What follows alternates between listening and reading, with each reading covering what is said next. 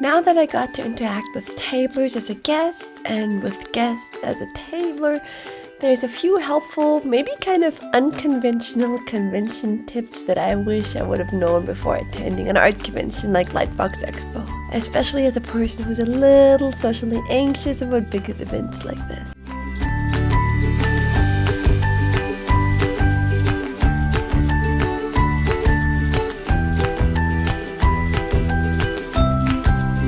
So if you are planning on attending and tabling at LBX Expo this upcoming year, me and my sister brainstormed a random list of just random hints and tips that we learned now as both a guest and a tabler at this event that hopefully help you feel a little bit more prepared than we were this year.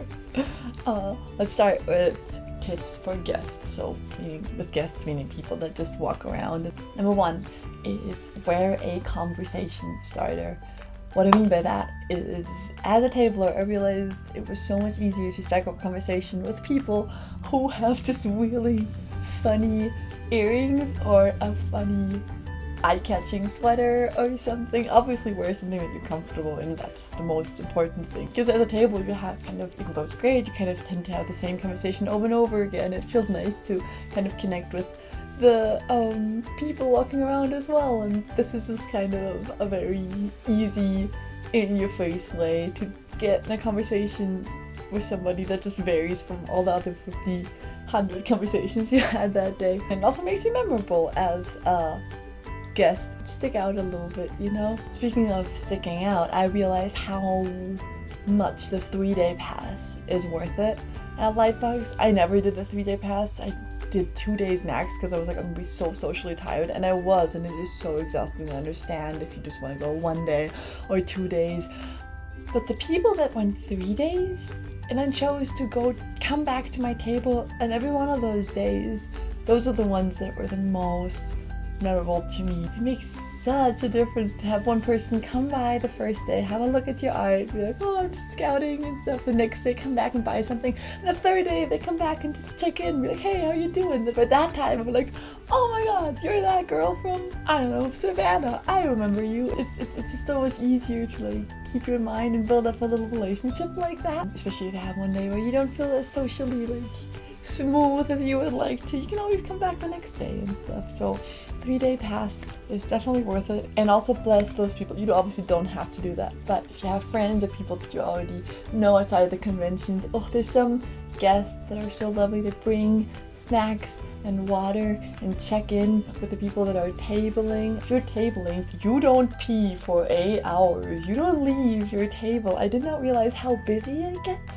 People just don't eat. I didn't really drink enough. I didn't really eat enough. I didn't really use the bathroom and stuff. And then there were some people who were so sweet. They brought a bottle of water, or they brought snacks and stuff. And they were checking in. And were like, hey, let me know if you need anything and stuff. And that's just so sweet and really nice. So if you want to be a deer, you don't have to do that obviously, but that's obviously makes you stick out in a lovely way to the tables as well. If you're like, thank you for bringing me liquid, I needed it.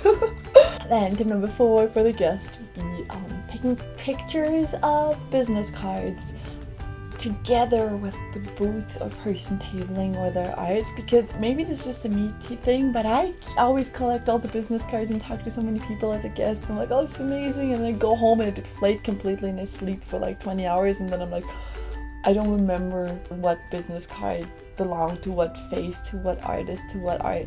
It's all just such a blur at the end. But the only way, the sufficient way I think to organize all of this is if you have a picture on your camera roll of the business card and the person you talk to, so you can kind of pinpoint it together and be like, okay, this was that person I had that conversation with. So those are all my tips for the guests at LBX, which brings me to a slightly longer list of exhibitors tips. This one ties in together with my last point of the business cards and stuff. I learned that QR codes or even just a little sign with your Instagram handle on your table displayed goes so much further than handing out business cards. And I have proof for this. So the first day we only did business cards. We only had a pile of business cards up on our table, and so many people took them. They went so quick. And we didn't gain that many new followers on Instagram. Maybe like 8 new people that first day. Considering that like 150 business cards went away, only 8 people following was noticeable how little people actually followed us, which is fine and stuff, but it was interesting to know. And the next day I only had like 10 business cards left, and instead we put out our Instagram handle on a flimsy piece of paper at the front of our table, and so many more people saw the art, saw the Instagram handle, took pictures of that, or followed us right there and then and there, and we gained so many more followers on those days than the days where we just hand out business cards. Also, number 2 would be to just get enough business cards. Like I said, 150 was not enough. I think when I was walking around as a guest, they're enough because it's so awkward for me to be like, here, my business card, and give it to somebody. Like, I rarely remember to do that, or I rarely have the courage to do that. But if it's just out on your table, they just go so quick, which is amazing, but they go quick. So next time I'll definitely print a big stack, maybe even like a 500 stack of business cards, just so I have it. Number 3 is Instagram polls are your best friend, really. Decision-making fatigue will hit you so hard when preparing for Lightbox. There's so many thousands of micro decisions on the table and stuff you want to print, and sizes and prices, and it was really paid off for me to just post questions on my Instagram story and be like, would you guys buy this? What would you rather buy? How are you gonna pay? Do people even use cash anymore? I don't know. And they were all so helpful. It helped me get helpful guidelines from people who are already interested in my art, and those are the people I wanna like attract, obviously, with my table. So it really, really paid off. Number 4 is you don't have to set your prices early on. You can adjust as you go. You can adjust the day you arrive and stuff. On Thursday, we were one of the first people at the convention center setting up our table, and I was kind of like, oh, maybe I price it like this, maybe I price my like zine for like $12 or something, and like big prints for like $15 and something. And then the next day, a couple hours before the doors open on Friday, you have a couple hours to set up, and I looked around and I realized that everyone priced way higher than I did, so I like adjusted all my price tags just literally like half an hour before all the doors open. Obviously you can listen to your own intuition and stuff, but look around and see what other people are pricing, and I think that was the most helpful guideline for me.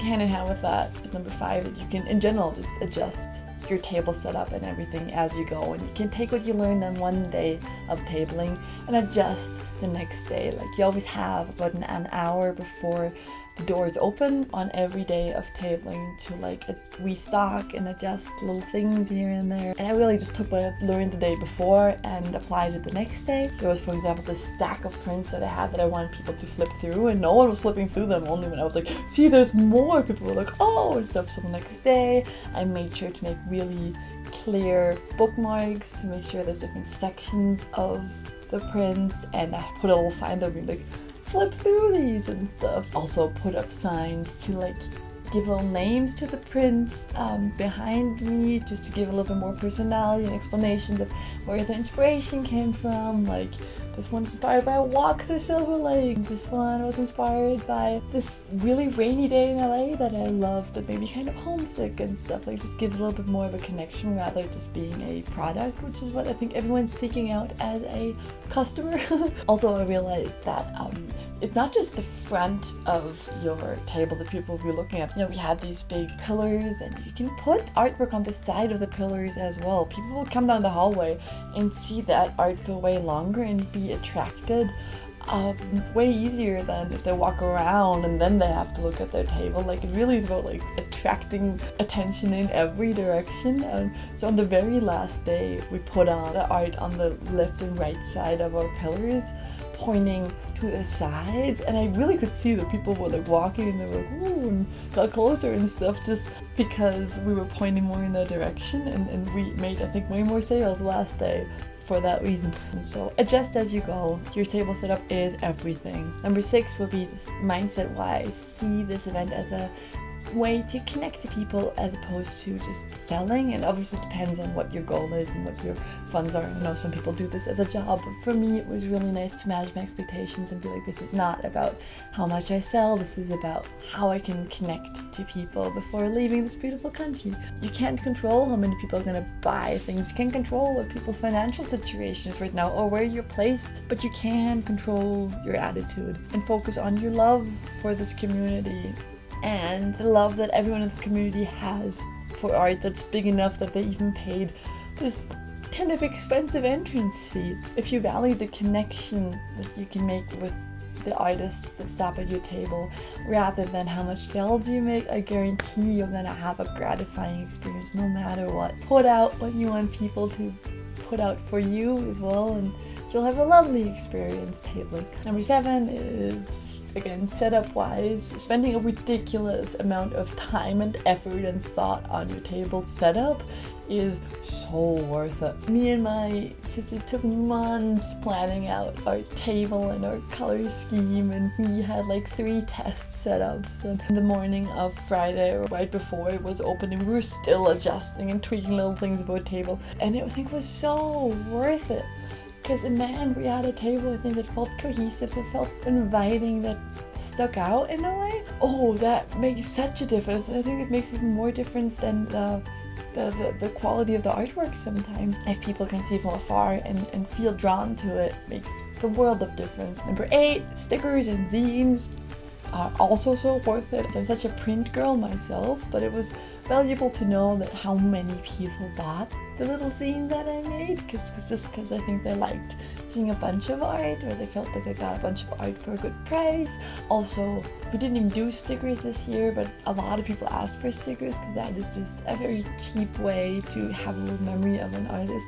If you do use stickers and zines and whatever other product you do, make sure you link your Instagram on it somewhere on the packaging or whatever, just again so people just don't just have a product but also a way to find you afterwards. It's a popular product that I think is definitely worth it, especially for those people that don't have the funds to get a big giant print maybe. Number 9 is for all the people that have the same kind of social anxiety that me and my sister have, which has the effect that we just cannot eat or swallow any solid food if we're so socially anxious.